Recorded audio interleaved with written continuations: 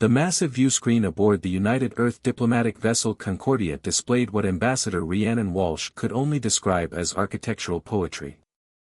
The Xylaxian station hung against the starfield like a crystalline snowflake, its geometric patterns reflecting the light of the nearby star in mesmerizing waves. After 6 months of careful communication and protocol exchanges, humanity was about to have its first face-to-face meeting with the representatives of the Xylaxian Empire. Atmospheric readings confirm Earth-compatible environment, reported Lieutenant Dawson from his station. Though the gravity is about 0.8 of what we're used to. Walsh smoothed down her formal diplomatic uniform, checking its severe lines one final time. The weight of humanity's future rested on her shoulders, and she intended to bear it well. Very good, Lieutenant. Signal our readiness to receive Ambassador Crevenaar.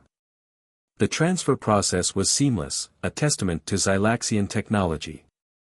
One moment the reception chamber was empty, the next a tall, elegant figure stood before them. Crevenaar's iridescent scales shifted color with each movement, and 4 pupilless eyes regarded the human delegation with what Walsh hoped was curiosity rather than disdain. "We welcome you aboard the Concordia, Ambassador," Walsh said, executing the precise series of hand gestures that the preliminary communications had established as proper greeting protocol.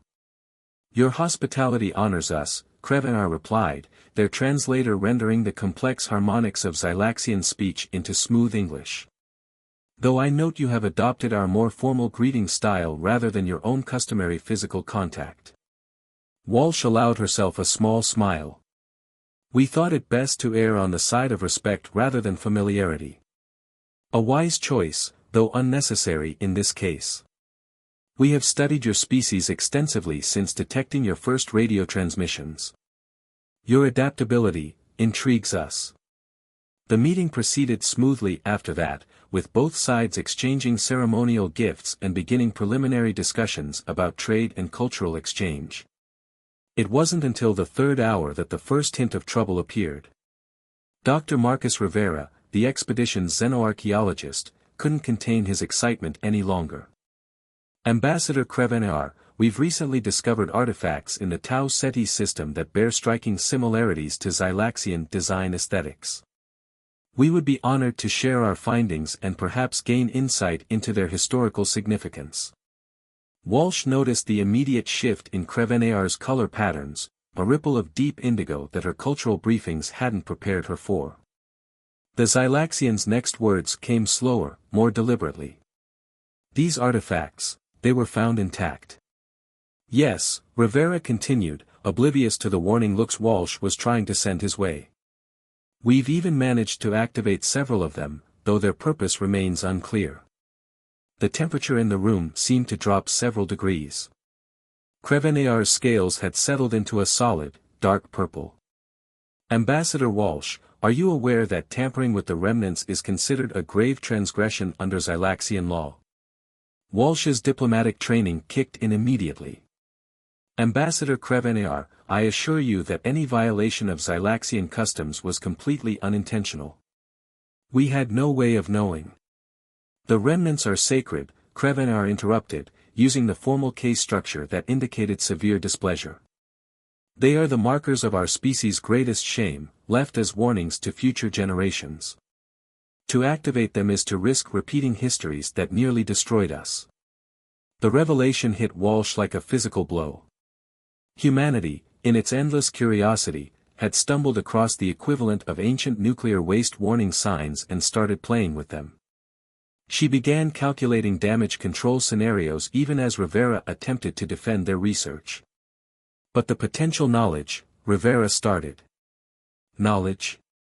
Crevenaar's translator couldn't fully capture the complex harmonics of their response, but the meaning was clear. "You speak of knowledge when you cannot comprehend the consequences. This is precisely why the remnants were sealed away. Your species' drive to understand, to unlock every mystery you encounter, it is both your most remarkable trait and your most dangerous one." Walsh stepped forward, physically placing herself between Rivera and Crevenaar. "Ambassador, please allow me to offer our sincerest apologies. We will immediately cease all research into these artifacts and await proper guidance from your people regarding their handling. The Xylaxians' colors slowly shifted toward a more neutral range, but their posture remained rigid. This incident will need to be reported to the High Council. They will not be pleased to learn that humans have been interfering with the remnants, however unintentionally. As Walsh worked to salvage the diplomatic situation, she couldn't shake the feeling that this was only the beginning.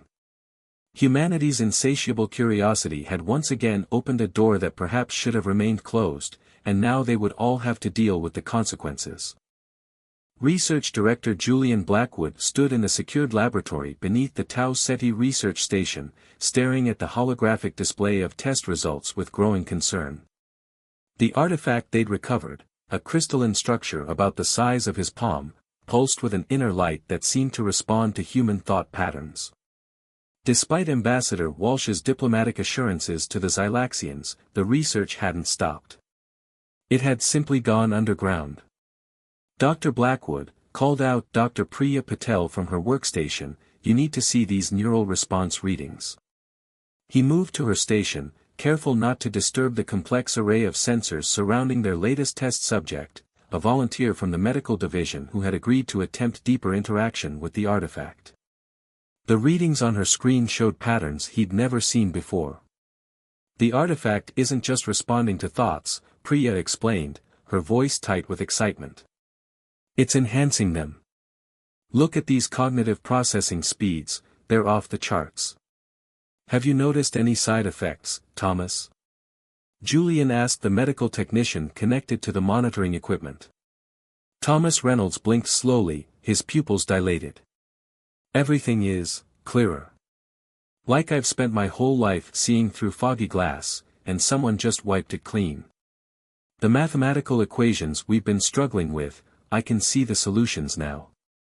They're so obvious." Julian felt a familiar mix of scientific excitement and ethical dread. This was exactly the kind of breakthrough that could revolutionize human understanding of the universe, but it was also exactly what the Xylaxians had warned them about. "Director," called out Security Officer Rajesh Sharma from the doorway, "we have a situation upstairs.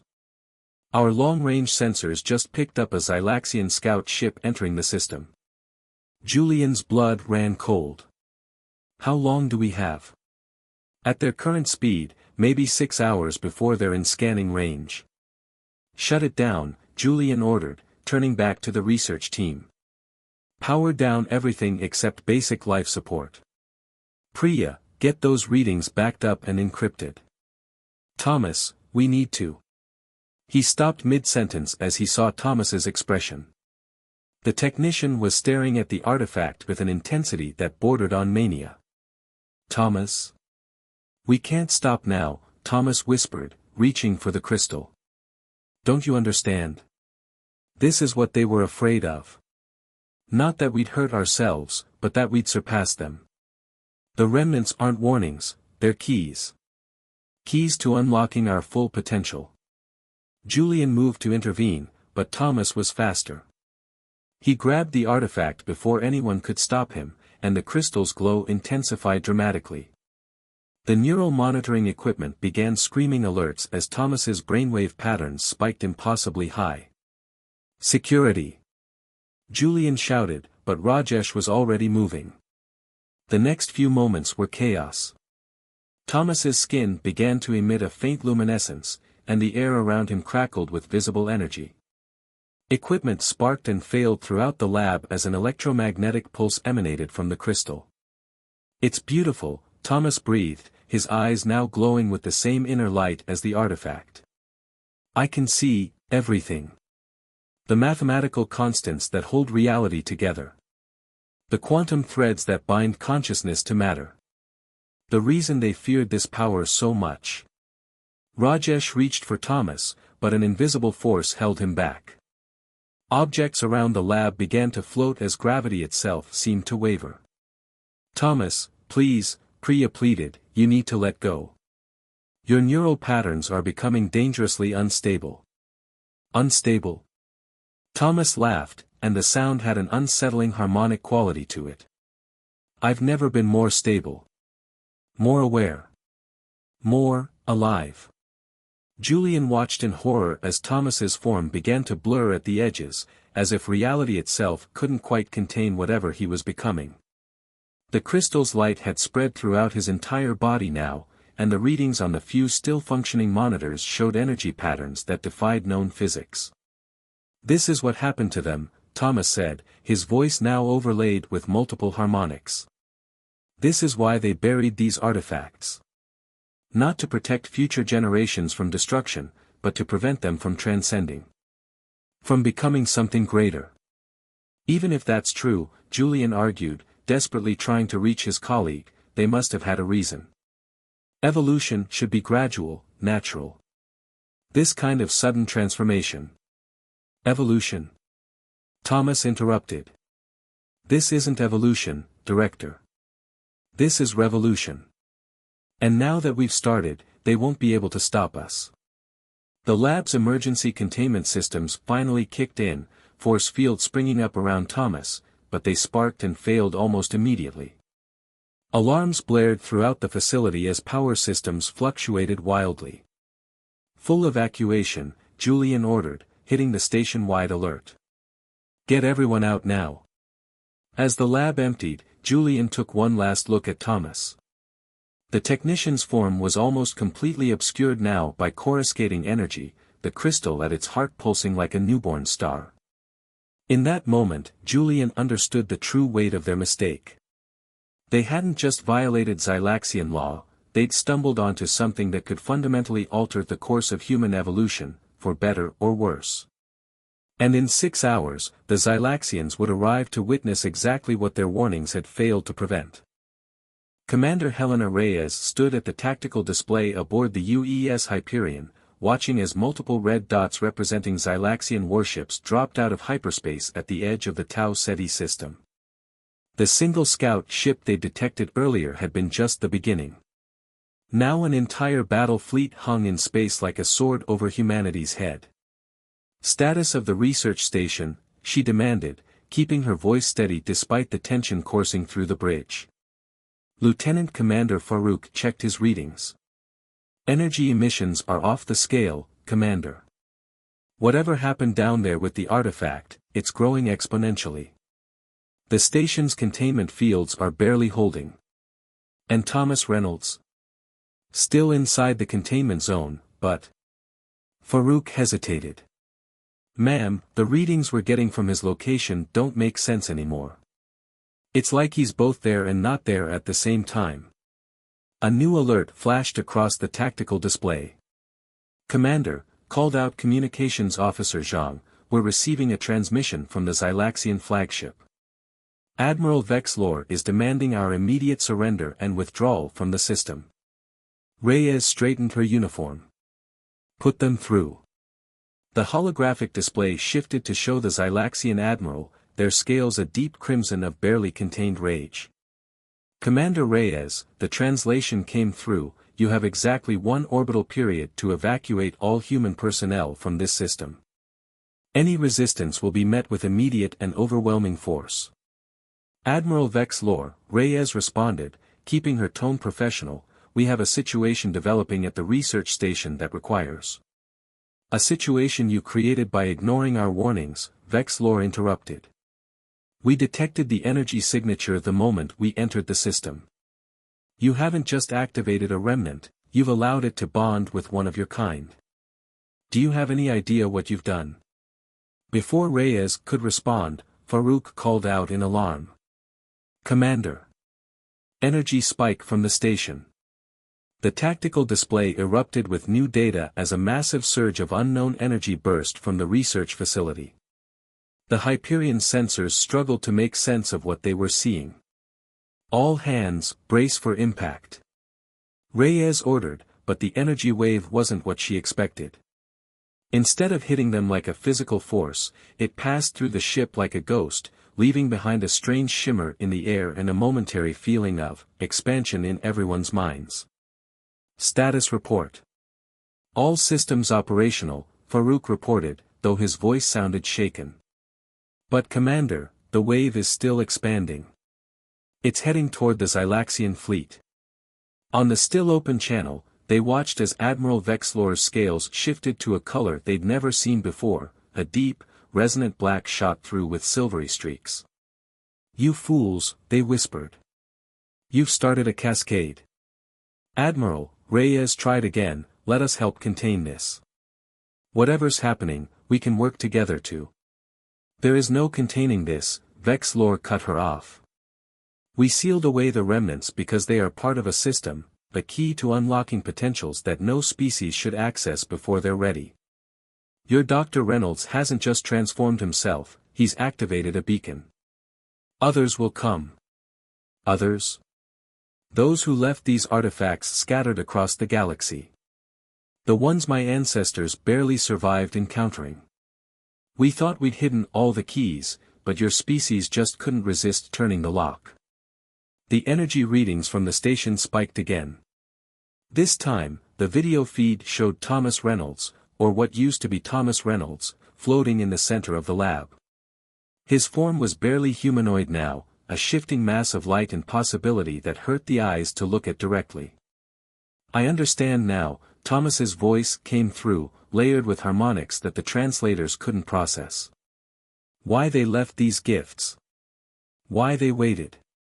We're ready to join them, to become what they became. No one is ready for that power." Vexlor snarled. "Target the station. All ships, full power to primary weapons." "Admiral, there are still hundreds of civilians on that station," Reyes protested. "And billions more will die if we don't stop this now. You've seen what one human interfacing with a single remnant can do. What do you think will happen when others follow? When the wave he's generating reaches other artifacts?" Reyes looked at her tactical display, watching as the energy wave continued to expand, touching everything in its path with that strange, shimmering potential. She had orders to protect the research station at all costs, but she could also see the terror in the Xylaxian admiral's expression. Whatever humanity had awakened, it frightened a species centuries more advanced than their own. "Commander," Farouk called out softly, "we're picking up new signals. Something's responding to the energy wave. Something out in deep space." The weight of command had never felt heavier on Reyes's shoulders. In the next few moments, her decisions could determine not just the fate of this confrontation, but possibly the future of human evolution itself. And time was running out. Chief Negotiator Omar Hassan watched the holographic displays aboard the diplomatic shuttle as it navigated between the human and Xylaxian fleets. Each side had weapons locked on the other, while beneath them, the research station continued to pulse with otherworldly energy. Time was running out. Approaching Xylaxian flagship, his pilot, Lieutenant Rina Puri, announced. "They're extending their docking field." Hassan gathered his thoughts, reviewing everything they'd learned in the past few hours. The encrypted transmission from Dr. Blackwood had been enlightening, and terrifying. "Remember," he told his small team, "our priority is preventing orbital bombardment of that station. Everything else is secondary." The Xylaxian docking procedure was seamless, and soon Hassan found himself in a chamber that seemed designed to intimidate. Admiral Vexlor sat elevated above them, their scales still that unsettling black with silver streaks. Two other Xylaxians flanked them, a science officer named Ixil and, surprisingly, Ambassador Crevenar. "You have 10 minutes, Vexlor stated without preamble. Make them count."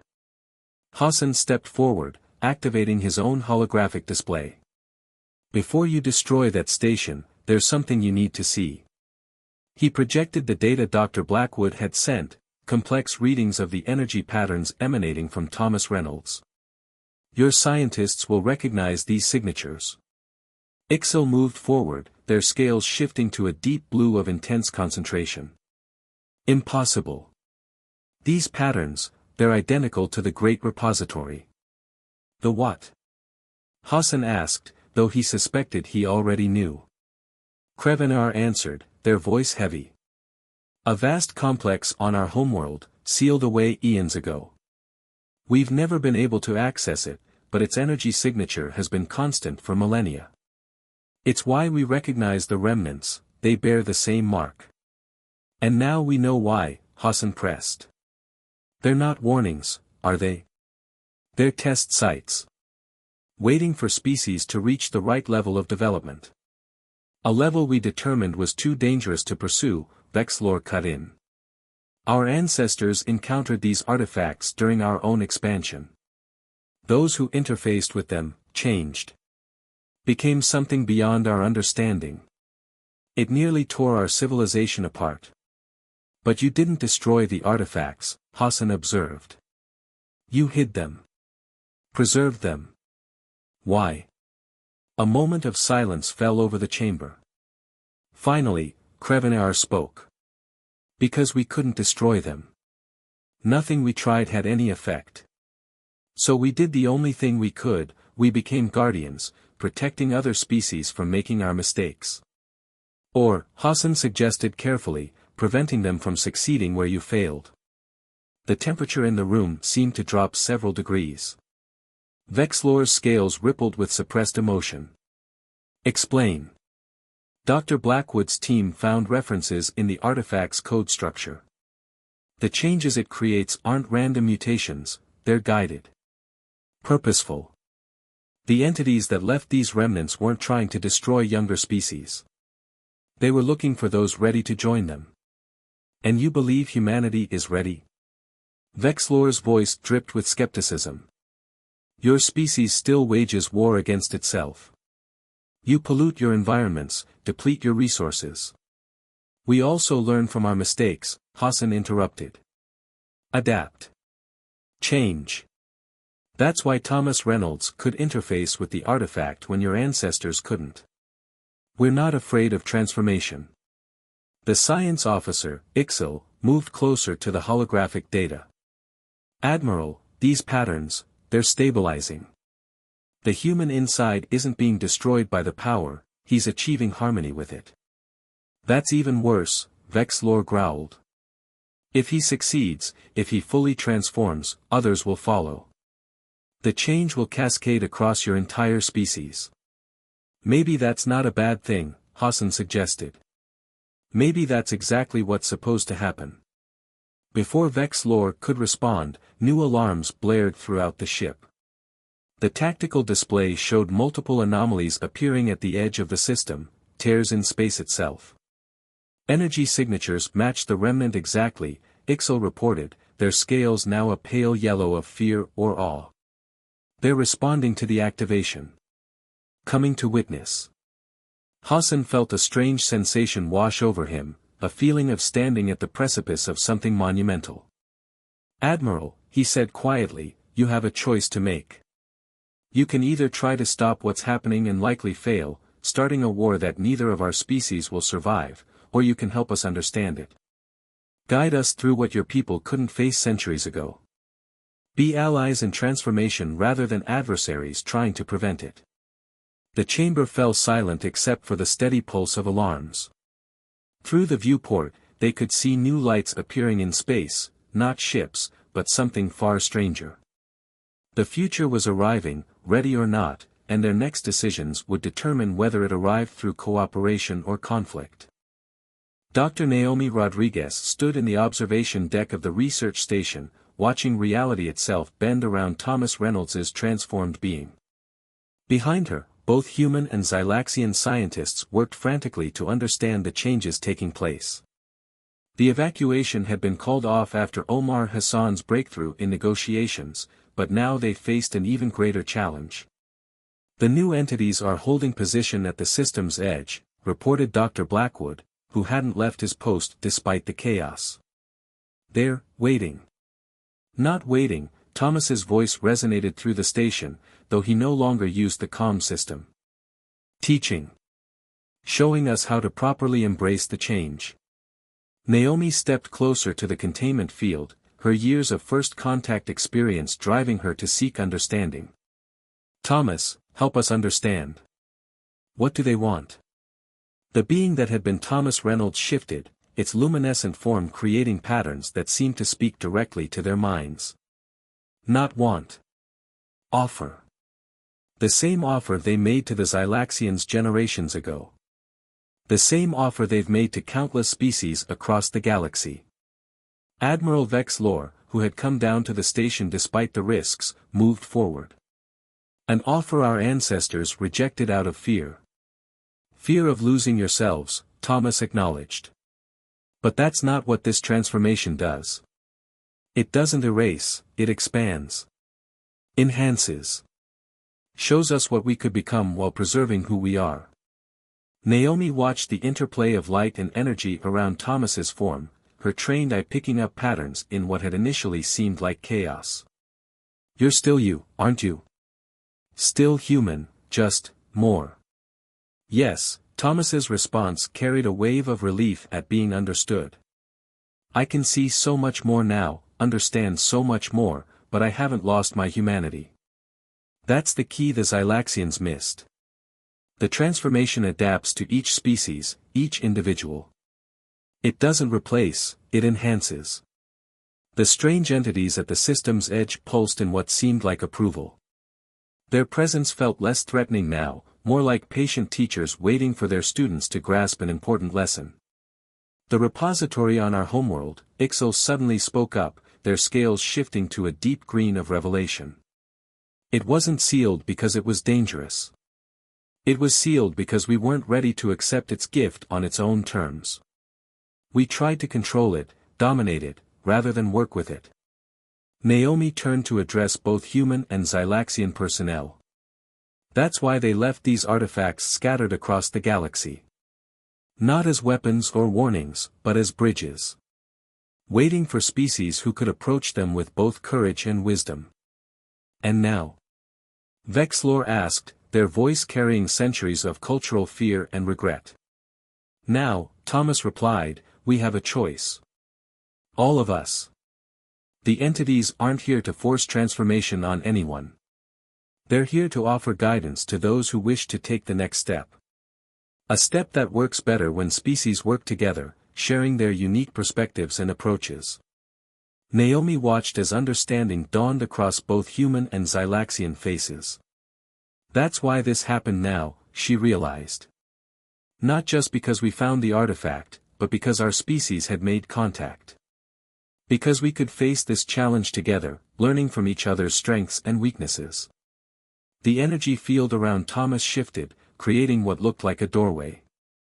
Through it, they could see possibilities, glimpses of what their species could become, separately and together. It was beautiful and terrifying, promising and challenging all at once. The choice remains, Thomas said softly. For each individual, each species. The entities have waited millennia for civilizations ready to join their community among the stars. They can wait longer if needed. Naomi looked at the assembled humans and Xylaxians, seeing the same mix of fear and wonder on all their faces. Here was the true test of diplomacy, not preventing war, but fostering understanding in the face of profound change. Perhaps, she suggested, we could take this journey together. Humans with our adaptability and courage, Xylaxians with your wisdom and experience. Not rushing headlong into transformation, but not hiding from it either. Learning from each other as we explore what we might become. The room filled with a sense of possibility. Through the station's windows, they could see the entities at the system's edge creating patterns of light that seemed to dance between the human and Xylaxian ships. No longer two fleets poised for war, but witnesses to the beginning of something extraordinary. In that moment, the diplomatic disaster they had feared became something else entirely, the first step on a journey neither species could have taken alone. The dawn of a transformation that would reshape not just humanity or the Xylaxian Empire, but the very nature of civilization in the galaxy. And somewhere in the vast depths of space, other remnants waited, ready to guide other species to this same moment of choice, this same opportunity to become something more than they had ever imagined possible.